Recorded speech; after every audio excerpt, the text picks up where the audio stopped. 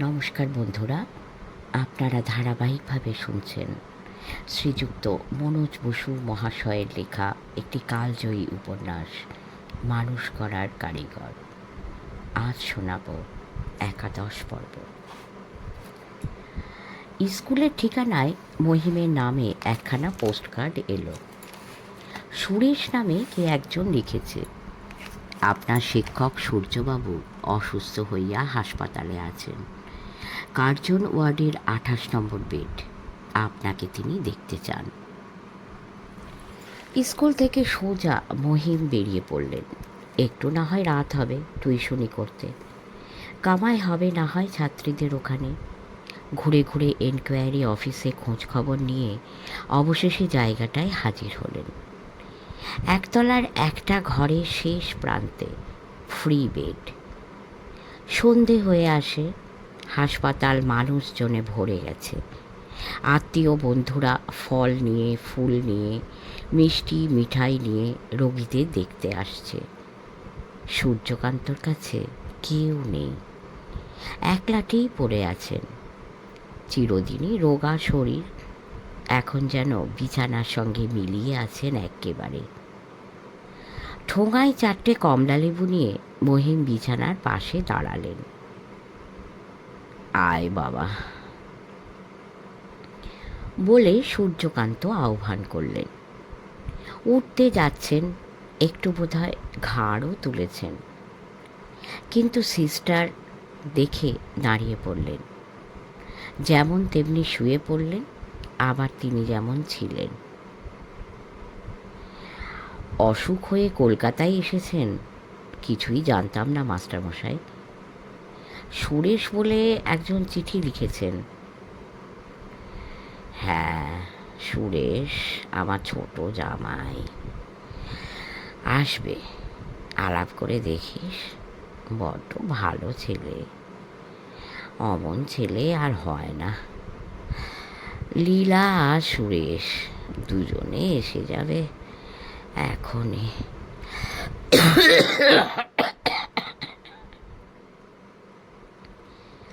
নতুন জামাইয়ের প্রশংসায় শতমুখ।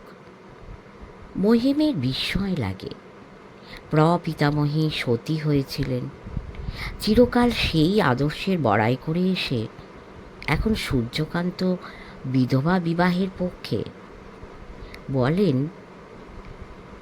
বেঁচেছে আমার মেয়েটা।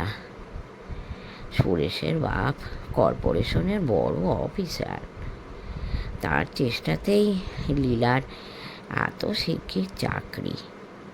কিন্তু বিয়ের পর ছেলে বউকে তিনি বাড়ি ঢুকতে দেননি।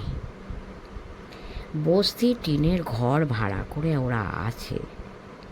মাস্টারির হাড় ভাঙা খাটনি খেটে এই লীলা 55টি টাকা আনে। সুরেশ এখনো কিছু জোটাতে পারেনি। এখানে ওখানে বইয়ের প্রুফ দেখে 2-10টা যা পায়, কিন্তু কি যে আনন্দে আছে, চোখে না দেখলে বুঝতে পারবি নে বাবা। টিনের চালের নিচে একেবারে স্বর্গধাম বানিয়েছে। তাই দেখ, টাকায় কোনো সুখ নেই, সুখ মনে। ভাইপোর ওখানে ছিলাম, মাইনে আর উপরি মিলিয়ে রোজগার খুব ভালো, কিন্তু ঝগড়াঝাটি ঠেলায় বাড়ি তিষ্টুনো দায়। একটু থেমে ঢোক গিলে বললেন, তবু কিন্তু এখানে সহজে আসতে চাইনি। আমার মনের কথা জানিস তুই, রেখে ঢেকে আমি কিছু বলি নে। অঞ্চল শুধু সবাই জানে। অসুখের খবর শুনে সুরেশই টেনে টুনে নিয়ে এলো শিলিগুড়ি থেকে। সারাদিন একলা শুয়ে শুয়ে নানান কথা ভাবি। দেখ, আমি ভুল করেছিলাম, কাল তো স্থির দাঁড়িয়ে নেই। এক সময় নীতি নিয়ম আর এক সময়ে বাতিল। লোমশ ম্যামথ হিমযুগের সঙ্গে সঙ্গে বিলীয় হয়, লোমহীন হাতি আসে সেই জায়গায়। সমাজের ক্ষেত্রে ঠিক এমনি। আমার প্রপিতামহীর আমলে স্বামী ছাড়া মেয়েদের আর কি ছিল জীবনে? স্বামী অন্তে বেঁচে থাকার যে দুঃখ, তার চেয়ে চিতায় মুড়ে পড়াটা অনেক আরামের। কিন্তু আমাদের মেয়েরা জীবনে হাজার পথ খোলা পাচ্ছে। স্বামী এখন আর ওদের যথাসর্বস্ব নয়, নানা সম্পদের মধ্যেই একটা। স্বামী না থাকলেও জীবনের অনেক কিছু থেকে যায়। ওরা কোন দুঃখে যাবে চিতায় মরতে? কিংবা জীবনে বেঁচে থেকেও মরার মতন হয়ে কেন থাকবে? অনেক কথা বলে সূর্যকান্ত ক্লান্তিতে একটু চুপ করলেন। শিয়রে টুলের ওপর বসে মহিম ধীরে ধীরে তার কপালে হাত বুলোচ্ছেন। একসময় প্রশ্ন করেন, অসুখটা আপনার কি মাস্টারমশাই? কি আর এমন, খেতে পারিনি, পেটে যন্ত্রণা, অম্বলে দোষ আর কি। হোমিওপ্যাথি, দাতব্য চিকিৎসালয় লীলাদের গলিতে। সেখানকার ডাক্তারবাবু বললেন 1 মাসের মধ্যে রোগ সারিয়ে দেবেন। কিন্তু ওরা ব্যস্ত হয়ে পড়ল। ভীষণ ভয় তরাসে, জোরজার করে হাসপাতালে এনে তুলল।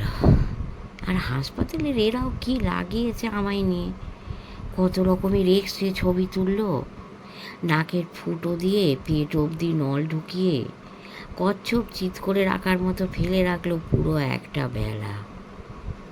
ডাক্তার এসে দেখে যান, হাউস সার্জেন আসে, আর সিস্টার তো আছেই। তার উপরে আছে ছাত্রেরা। ও এসে নাড়ি টেপে, সে এসে চোখ টেনে দেখে, যেন মচ্ছব লেগে গেছে। ঝিকঝিকে সাদা দুপাটি দাঁত মেলে টেনে টেনে হাসতে লাগলেন।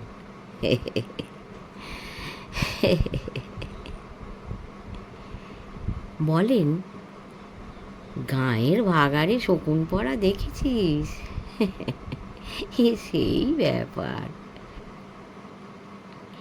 একটু পরে লীলা আর সুরেশ এসে পড়ল। স্কুলের মিস্ট্রেসদের নিয়ে মিটিং ছিল। ঝামেলা মিটিয়ে লীলার বাসায় ফিরতে 6টা। সুরেশও কোথা থেকে এক গাদা প্রুফ নিয়ে এসেছে আজ। দুপুর থেকে একটানা তাই দেখছে। রোগীর পথ্য, দুধ, বার্লি ফুটিয়ে নিয়ে অ্যালুমিনিয়ামের পাত্রে ঢেলে তাড়াতাড়ি বেরিয়ে পড়েছে। বাসে যা ভিড়! 3টে বাস ছেড়ে দিয়ে তবে জায়গা হলো 2টো মানুষের একটু দাঁড়িয়ে আসবার। কি মধুর আলাপ ব্যবহার! পুরনো মতামত বিসর্জন দিয়ে কেন সূর্যবাবুর অত উচ্ছ্বাস বুঝতে পারা যায়।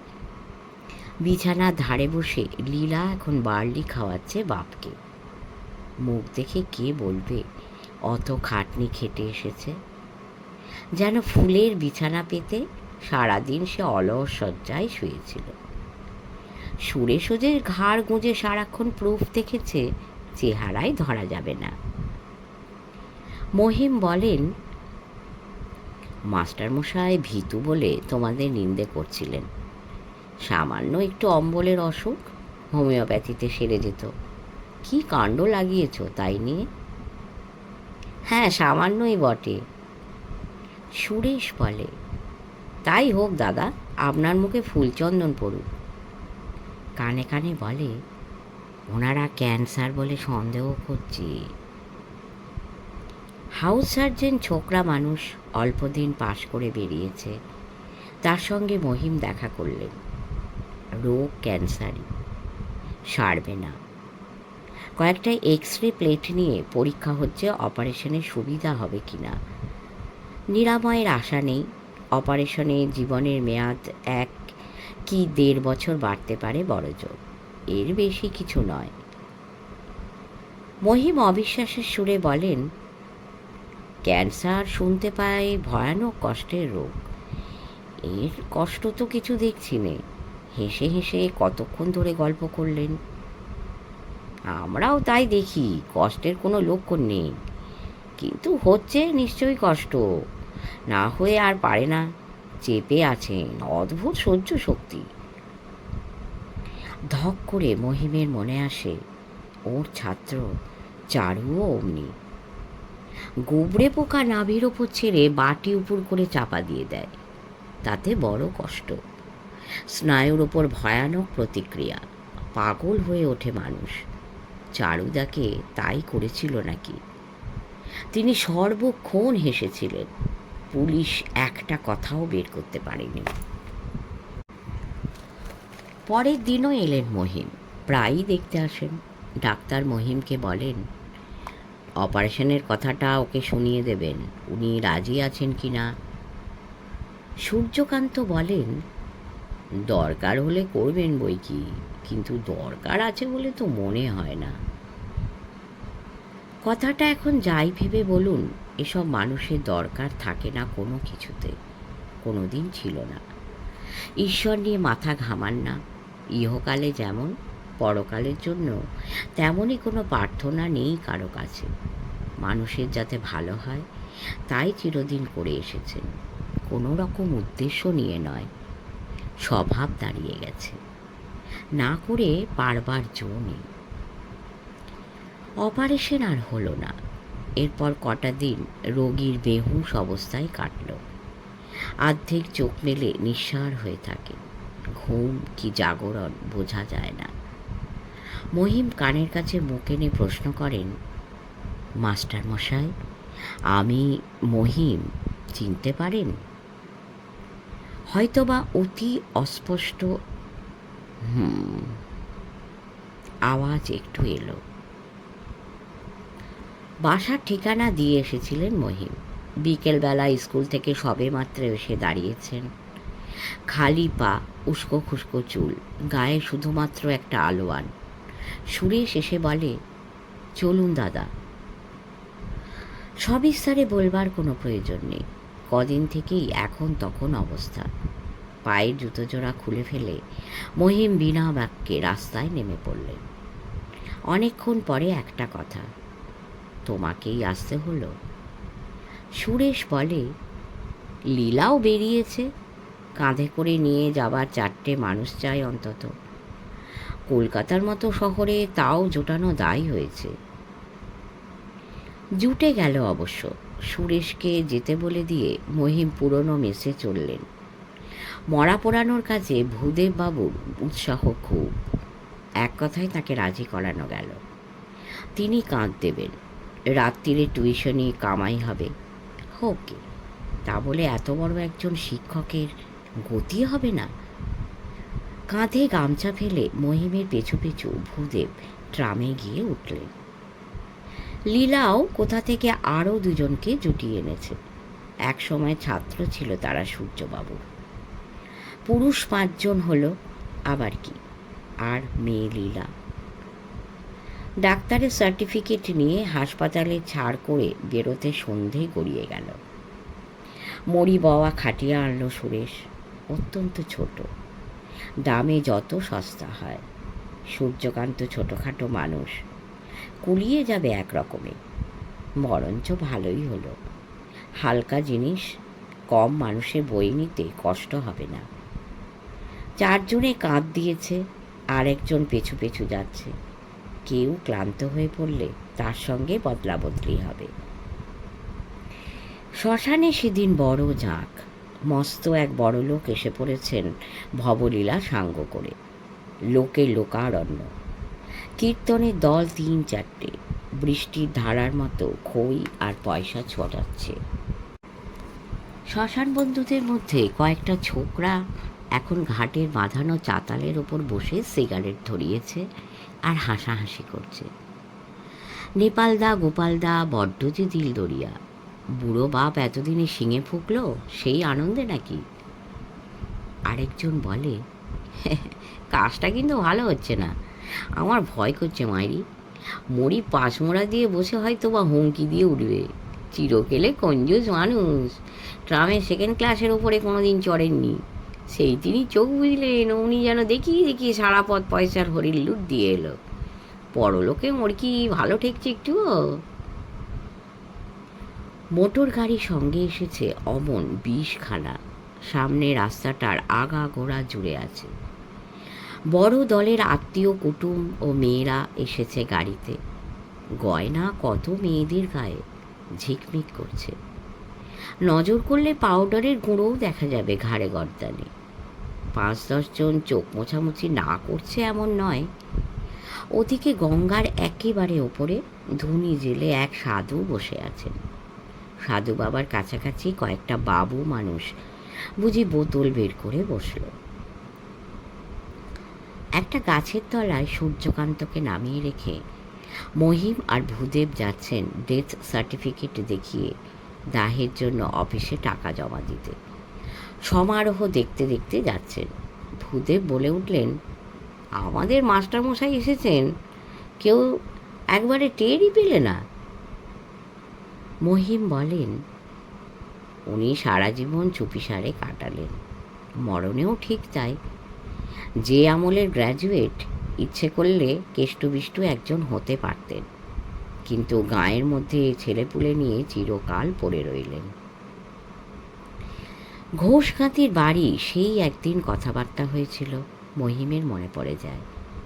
খুব বড় শিল্পী সূর্যবাবু।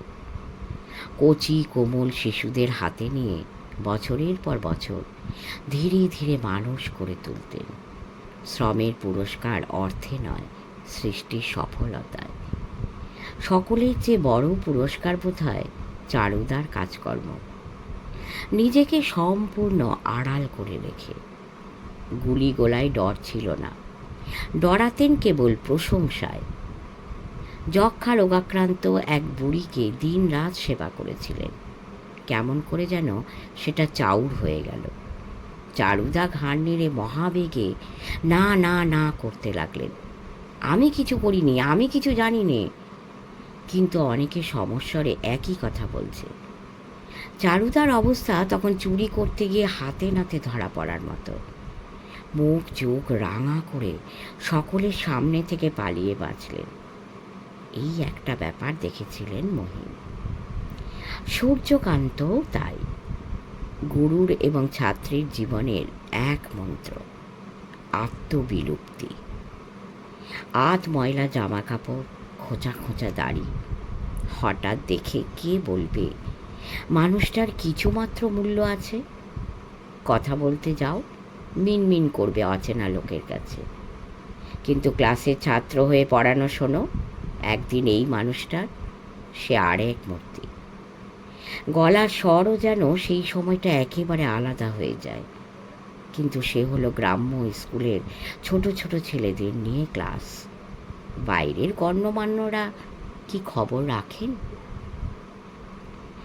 মহিম ও ভূদেব ইতিমধ্যে অফিসে গিয়ে দাঁড়িয়েছিলেন। কাউন্টারের মানুষটার হাড় সর্বস্ব আগুনে ঝলসানো চেহারা। চিতার ধোঁয়া খেয়ে খেয়ে এমনি হয়েছে বোধহয়। আজকের আগন্তুক ওই বড়লোকটির প্রসঙ্গ হচ্ছে পাশের একজনের সঙ্গে। ভারী দেমাগ দেখাতে এসেছে। বিহারের এক জমিদারকে নিয়ে এলো সেবার। এক মানুষ সমান চন্দন কাটে চিতে আর টিন টিন ঘি, হাতের হীরের আংটি ঘুরিয়ে এরা এসে বলছে ডবল চিতের খরচা ধরে নিন। আরে ডবল হোক যাই হোক, আম কাঠের ওপরে তো নয়। আমার কাছে কেউ যেন ফুক্কুরি করতে না আসে।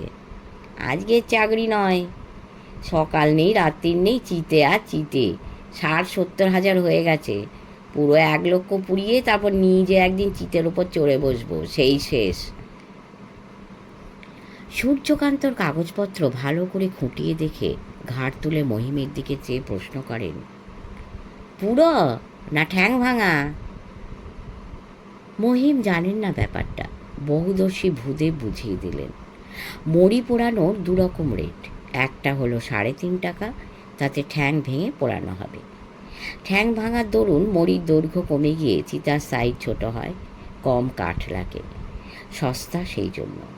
পুরোপুরি লম্বা করে শুইয়ে পোড়াবেন তো আর 1 টাকা বেশি, 4.5। কীভাবে পোড়াতে চান বলুন, সেই মতো রসিদ কাটা হবে। ফিরে এলেন তাঁরা পরামর্শের জন্য। সুরেশ এবং লীলাও আনাড়ি, এ সম্বন্ধে সঠিক জানা ছিল না। ফুল কিনে বাড়তি খরচ করে ফেলেছে, ওর মুখ তাকাতাকি করছে।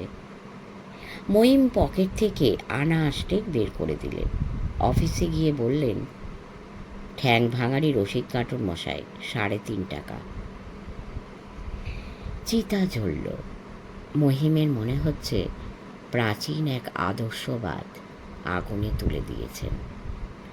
অত বড় ভারতী ইনস্টিটিউশন, এক গঙ্গাপত বাবু ছাড়া শিক্ষক তো মেলে না সেখানে। মিস্ত্রি কারিগর সকলে। ডাইনোসর বিলুপ্ত হয়ে গেছে, কচ্চিৎ বা মাটি খুঁড়ে কঙ্কালের অল্প স্বল্প পাওয়া যায়। কৃষ্ণ কিশোর, সূর্যকান্ত, একে একে সবাই তো চলে গেলেন। লোকের মুখে মুখে গল্প হয়ে ঘুরবেন কিছুকাল। তারপর 7 বছর কেটেছে। প্রথম সন্তান মেয়ে। মহিম নাম রাখতে চাচ্ছিলেন সরস্বতী। সে নাম বাতিল করে সরলাবালা শৌখিন নাম দিল দীপালি। বলে, নামে তো আর পয়সা খরচ নেই, তবে বাগড়া দাও কেন?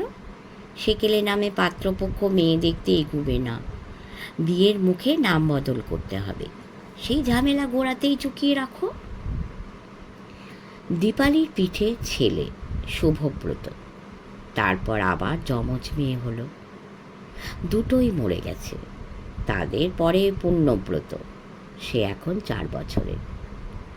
পুণ্যব্রত হলো আর মহিমের মা সেনগিন্নিকে গঙ্গায় নিয়ে গেল তার ঠিক 2 দিন পরে। সরলাবালার শরীরও ভাঙল। জ্বর, গেঁটে বাত, লিভারে ব্যথা, উপসর্গ একটা না একটা আছেই। অনেক দিন বাদ দিয়ে এবারে মেয়ে হয়েছে।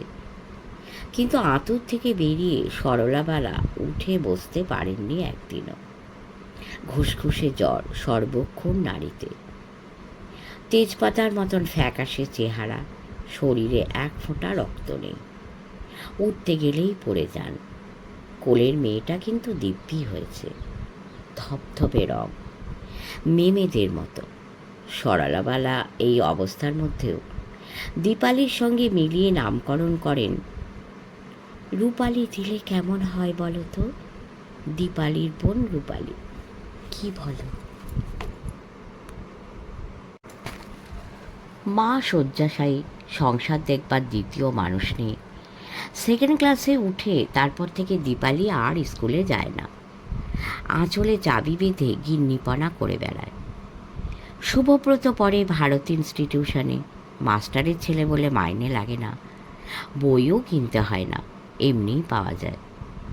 স্কুলের শিলমারা চিঠি নিয়ে পাবলিশারদের কাছে গেলেই হলো। একটা গরিব মেধাবী ছাত্রীর জন্য 1খানা করে বই দেবেন। বাপ বাপ বলে তারা দেবে, নয়তো আগামী বছর বই কাটা পড়বে লিস্ট থেকে। মেধাবী ছাত্র শুভব্রত, এটা কিন্তু মিথ্যে নয়।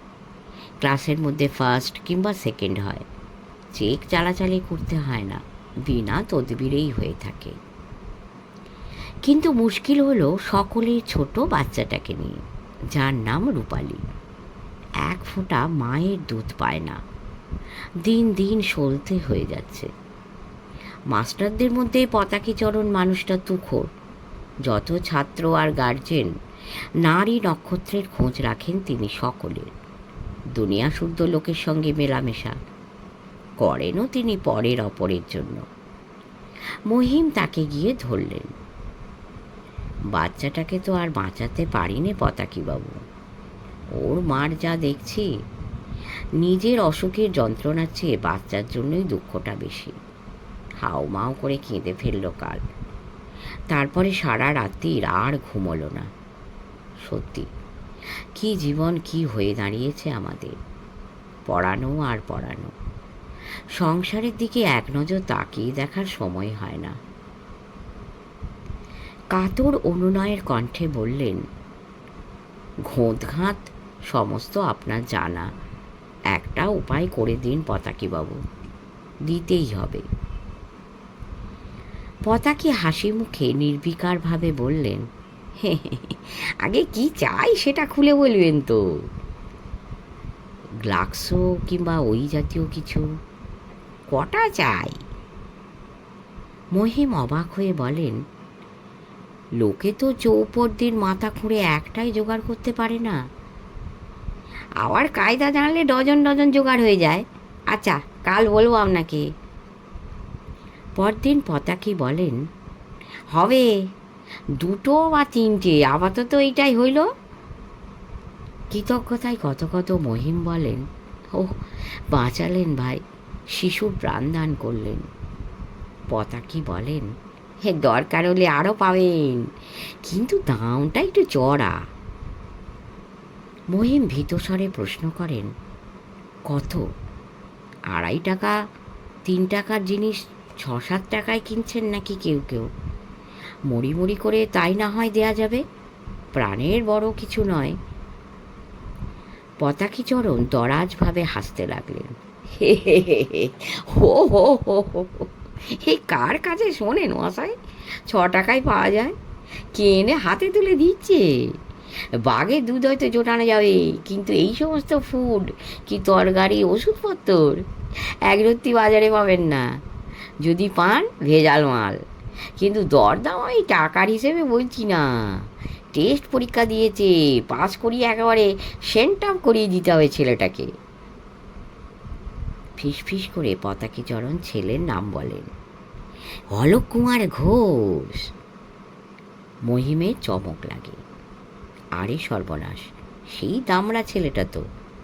ছেলে আর কেন, তাকে বয়সের গাছপাতর নেই, লোক বলাই ভালো। ম্যাট্রিক দিতে চায়, কিন্তু বিয়ে পাশ করলেই মানানসই হতো বয়সের পক্ষে। পতাকি বলেন, এই সেই ম্যাট্রিকও তো দিচ্ছেন না আপনারা দিতে, টেস্টে ফেল করি আটকে রাখবেন। এ বয়স বেড়ে গেছে, আরও বাড়বে। আবার তাও বুঝুন, বাপের কালোবাজারি কারবার, এই সেই বাপের মতে হাত বুলেই না মাল সরিয়ে এনে দেওয়া। এক ফোঁটা পুঁচকে ছোড়া হলে পারত এই কাজ। মহিম বলেন, আপনি টাকায় দেখুন পতাকি বাবু, 6 টাকায় না হলো তো আরও কিছু বাড়ানো যাবে। এই পাবেনই না মোটে। হাত ঘুরিয়ে ব্যঙ্গের সুরে পতাকি বলেন, এই 20 বছর মাস্টারি হতে চললো, এখনও সলজ্জ নববধূটি। ঝামেলা বেশি কিছু নয়, আজে বাজে স্কুলে ফেল করে বয়স বেড়ে গেছে।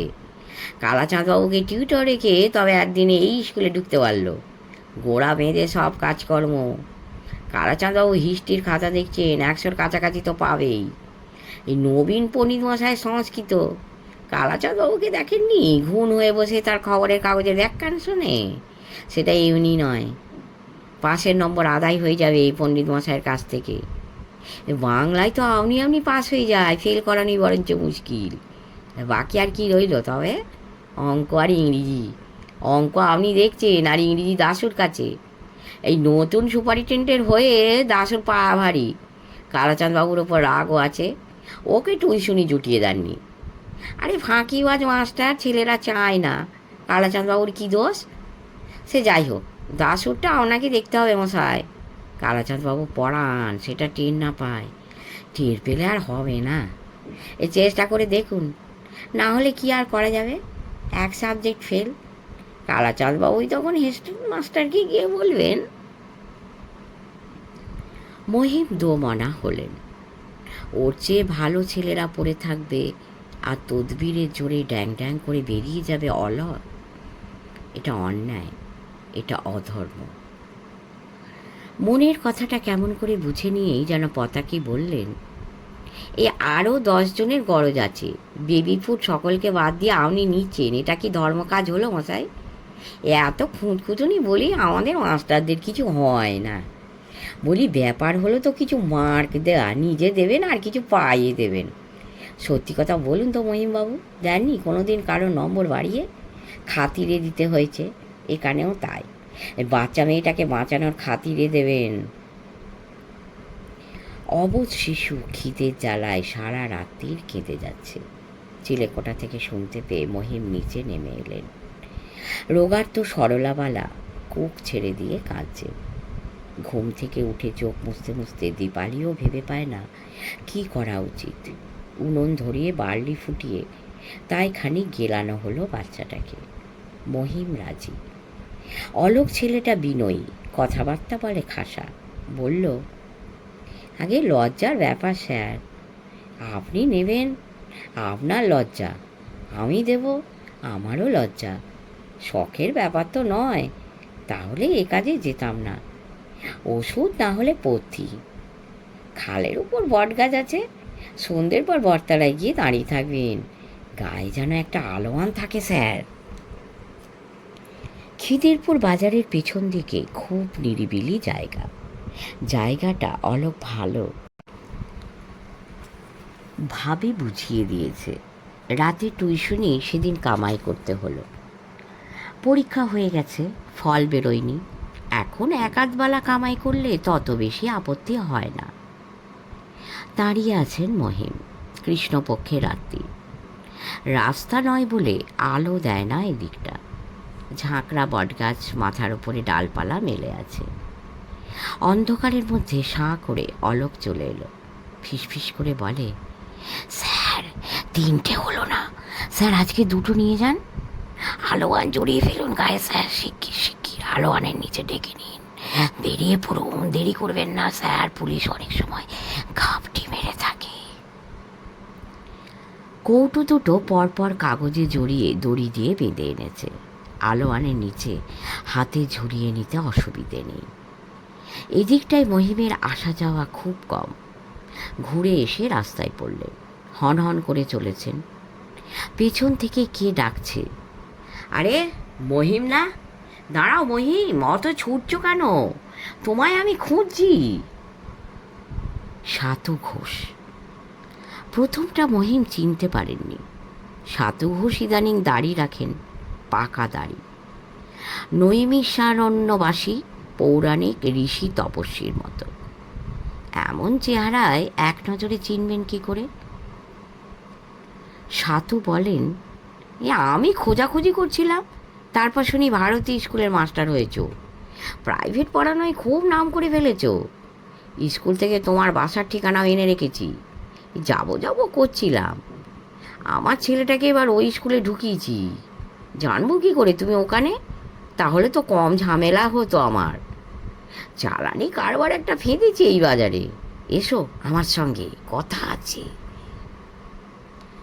বিরাট টিনের ঘর, সামনের দিকে 3-4টে খোপ, একটায় অফিসের মতন চেয়ার টেবিল সাজানো। সাতু ঘোষ এক চেয়ারে বসে পড়লেন। মহিমকে বলেন, এই মেসে সাইনবোর্ডে মার্চেন্টস লিখেছিলাম, মনে পড়ে?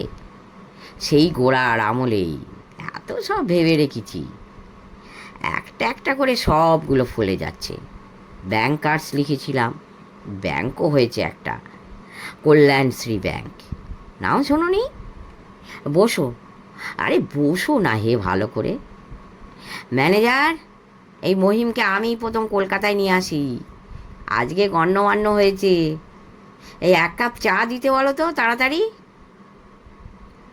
ম্যানেজার খুব বিচলিত, বলে, এই যে দিনে ডাকাতি হতে চললো, 1 ডজন গ্ল্যাক্সো ঘণ্টাখানেক আগে বের করে দিয়েছি।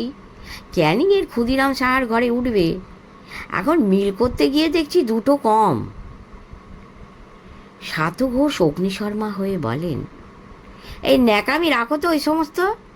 এটা যাচ্ছে ওটা যাচ্ছে, যত চোরের আড্ডাখানা হয়েছে, 1 ঘন্টার মধ্যে যায় কোথায়? কৌটোর গায়ে পাক না গজায়নি, উড়ে যেতে পারে না। কাউকে বেরিয়ে যেতে দেবে না, সার্চ করো সকলকে।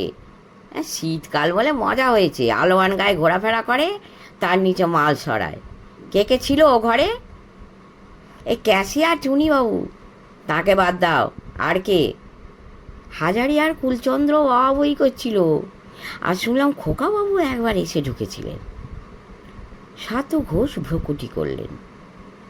খোকাবাবু মানে তো অলোক, বাড়িতে পড়াশুনো করবে, সে কী জন্য আসতে গেল এখানে? মানা করে দিয়েছ তো? গুদমের ওদিকটা তাকে ঢুকতে দেবে না। কি দরকার আগে জিজ্ঞেস করে নেবে। ম্যানেজার বলে, আগে আমি তখন ছিলাম না, আর চুনিবাবুকে জানেন তো, খোকাবাবুকে ঢুকতে দেখলে উনি পথ আটকাবেন, তার কি সেই তাকত আছে? আচ্ছা আগে খুঁজে দেখো গে ভালো করে। বলে ওই প্রসঙ্গ চুকিয়ে দিয়ে সাতু ঘোষ মহিমের দিকে তাকালেন, জবু থবু হয়ে দাঁড়িয়ে। বললেন, আরে ওরম জবু থবু মেরে দাঁড়িয়ে কেন, বসো। আগে ছেলে পড়ানো আছে, ছুটতে হবে এখনই। সাতু জিজ্ঞাসা করেন, এদিকে কি জন্য এসেছিলে? অদৃষ্ট ভালো।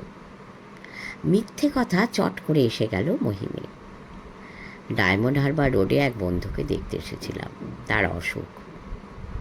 সাতু ঘোষ বলেন, ভালোই হলো তোমায় পেয়ে। শোনো, আমার ছেলে টেস্ট দিয়েছে তোমাদের স্কুলে, তাকে পড়াতে হবে। কালাচাঁদ বাবু তো পড়িয়ে থাকেন। আরে বলো না, ওরকম ফাঁকি বা জন্মে দেখিনি। এটা সেটা লেগেই আছে, কামাইয়ের অন্ত নেই। ওকে মাস্টার রেখে 1 মাসের মাইনে আগাম দাদন দিয়ে তবে ভর্তি করতে পেরেছি। এখনও টেনে যাচ্ছি। টেস্ট দিয়েছে, ফাইনালও যদি গিয়ে বসতে দেয়। কালাচাঁদ বাবুর মাইনে আমি পড়ানোর হিসেবে ধরি নে, তদবিরের খরচা। তা দেখো, 2 জন মাস্টার রেখে পড়াবার ক্ষমতা আমার আছে। উনি না পড়ালেও গ্রাহ্য করি নে, তোমায় পড়াতে হবেই ভাই। বলেন, এই এক ছেলে ওই আমার নষ্ট হয়ে যাচ্ছে। ওই যে গ্ল্যাক্সোর কথা শুনলে, এই কৌটো দুটো আর কেউ নয়, অলোকই সরিয়েছে। তোমার কাছে গোপন কি, কারবারে যথেষ্ট উন্নতি করেছি, কিন্তু মনে শান্তি নেই। ছেলেটা একেবারে বকে গিয়ে চোর হয়ে গেল। হামেশাই জিনিসপত্র সরায়, সিগারেট ফোঁকে, সিনেমা যায়, অসৎ সঙ্গে পড়ে গেছে। কাতর হয়ে বলতে লাগলেন, তুমি সাধু চরিত্রের মানুষ। ম্যানেজারকে দেখলে? আমার সঙ্গে থেকে ওই লোকও কলকাতার ওপর 1খানা বাড়ি তুলেছে। তোমারই তো এসব হবার কথা, কিন্তু টাকা পয়সা হাতের ময়লা তোমার কাছে। বড় আদর্শ নিয়ে সৎ জীবনযাপন করছো, ওতেই সুখ শান্তি। বুড়ো বয়সে আজকে তা বুঝতে পারছি। ছেলে টেস্ট পরীক্ষা দিয়েছে, পাস করে ভালো, কিন্তু সেটা নিয়ে তত মাথা ঘামায়নি। তোমার দৃষ্টান্তে অলোক মানুষ হয়ে উঠুক, এটাই আমি চাই। তুমি ওর ভার নাও, কথা না পেলে উঠতে দেবো না ভাই। কথা দিয়ে আসতে হলো, নয়তো হাত জড়িয়ে ধরতে যান। হাতে কৌটো দুটো, সেই ভয়েই তাড়াতাড়ি কথা দিতে হয়। টিউশনি ইদানিং আসে অনেক। শুকনো মুখে হাসি টেনে এনে অন্য মাস্টাররা বলেন, টিউশনি রাজ্যে সার্বভৌম সম্রাট। আগে ছিলেন সলিলবাবু, সেই সিংহাসনে এখন মহিমবাবু বসেছেন। সত্যি খুব জমে গেছে, বিশেষ করে এই সময়টা। টেস্ট পরীক্ষা হয়ে গেছে, ম্যাট্রিক পরীক্ষা সামনে। টিউটরদের লগনসা হলো এই 3টে মাস। কত রকমের টিউশনি আসে, কিন্তু অলোকের এই টিউশনি এসে গেল মজার অবস্থায়।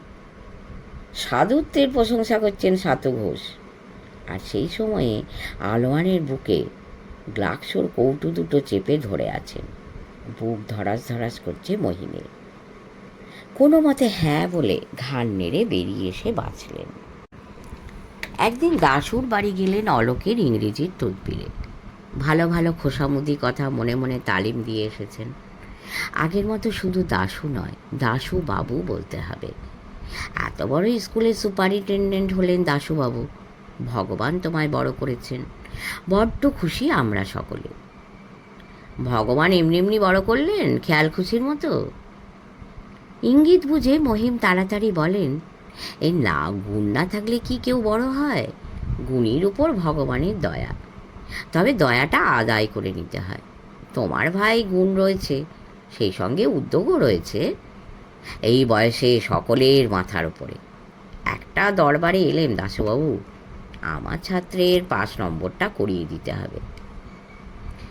বড় পদে উঠে গিয়ে দাশু ন্যায়নিষ্ঠ হয়েছেন, এক কথাই কেটে দিলেন, এই নম্বর দেবার মালিক তো আমি নই, নম্বর সে নিজে নেবে।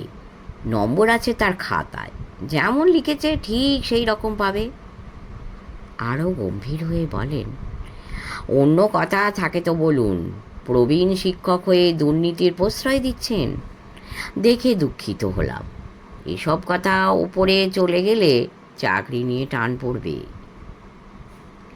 মহিমের হঠাৎ কি একটা রোগ চেপে গেল, উচিত জবাব না দিয়ে পারবেন না। বললেন, ওপর অবধি কেন যাবে দাশু ভাই? তেমন সম্পর্ক আমাদের মধ্যে তো নয়। প্রথম যেবার স্কুলে আসি, স্কুলের হালচাল কিছু জানি নে। মাস্টারি মহৎ কাজ বলে মনে করি, প্রেসিডেন্টের বাড়ি সর্বদা যাতায়াত তখন। তুমিই একটা ছাত্রের ব্যাপারে গিয়েছিলে আমার কাছে, সে কথা প্রেসিডেন্ট অবধি যায়নি। এখন কি জন্যে তবে যাবে? দাশুর কিছুই মনে পড়ছে না। মহিম বলেন, ছাত্রের নামটাও বলে দিচ্ছি, মলয় চৌধুরী। ফুটফুটে পদ্ম ফুলের মতো ছেলে। সেই ছেলে একদিন পায়খানায় খারাপ কথা লেখার জন্য ধরা পড়ল। দাশু বলেন, কিন্তু নম্বর কমাবার জন্য বলেছিলাম, বাড়াতে বলিনি তো। তাতে দোষটা কি হলো?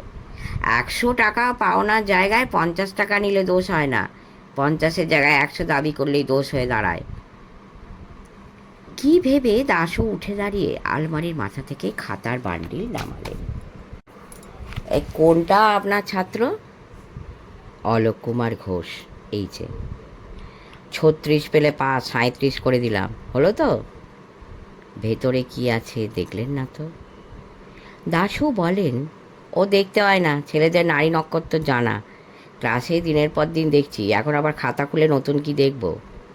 এই অলোক ঘোষ পাবে 7 কি 8, ফেল, মানে একেবারে জব্বর ফেল। বিশ্বাস না হয় আপনার সামনে পাতায় পাতায় নম্বর দিয়ে যাচ্ছি।